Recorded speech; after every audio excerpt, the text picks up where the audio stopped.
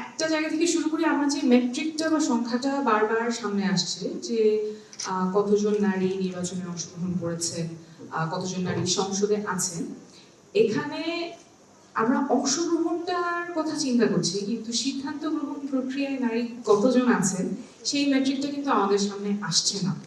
So আমরা এই জায়গাটা মনোযোগ দিতে হবে, কারণ participation is not power and it's a convenient metric. Thank you for mentioning that, because আমরা এই নির্বাচনের এক মাস হয়নি, এর মধ্যে যে কোনো জায়গায় দেখছি হুইপ বানানো হলো সব পুরুষ, অ্যাডভাইজার সব পুরুষ। আগেও বিভিন্ন জায়গায় 18 মাসে কমিশন ম্যাক্সিমাম পুরুষ, এবং কিছু কিছু কমিশন তো নারী ছিলই না। So your point is very well taken. এবং এইখানে কিন্তু দেখেন অংশগ্রহণের ক্ষেত্রে নারীর প্রেজেন্স ইজ, আমি যদি একটু বলি অংশগ্রহণের লেভেলগুলি বলি তাহলে আমার পয়েন্টটা মেক করতে সুবিধা হবে। অংশগ্রহণ একদিকে আছে যে আমাদের সংসদে সংরক্ষিত নারী আসন আছে। ড্রিঙ্কও এখন রিয়াল ফ্রুট পাল্প ও নাটে চেরি সহ নতুন প্যাকে নতুন স্বাদে, সেটা একটা অংশগ্রহণের মেট্রিক। কিন্তু আমরা সবাই জানি যে সংরক্ষিত নারী আসনে কিন্তু ভোটের মাধ্যমে বা জনগণের ভোটের মাধ্যমে নারী নির্বাচিত হয়ে আসছেন না।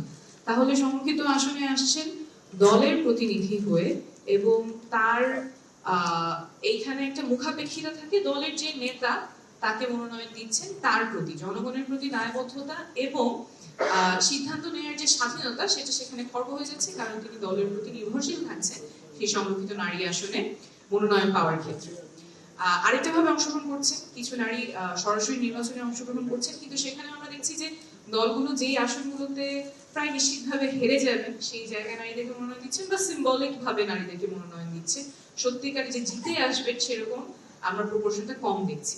বাট অংশগ্রহণ খুব বেশি দেখছি কোন জায়গায়, অংশগ্রহণ খুব বেশি দেখছি আমাদের যারা আরো নিচের লেভেলে যারা কাজ করেন, গ্রাসরুটসে কাজ করেন, কর্মীরা আছেন, সংগঠকরা আছেন, দাঁড়ে দাঁড়িয়ে গিয়ে যখন ভোট চাইতে হবে সেখানে কিন্তু নারীর অংশগ্রহণ অনেক বেশি থাকে। বা যখন মনোনয়ন দিতে হবে সেই এলাকার জনপ্রতিনিধি হিসেবে, তখন আবার সেই মেল নেটওয়ার্কসে ফিরে আসছে।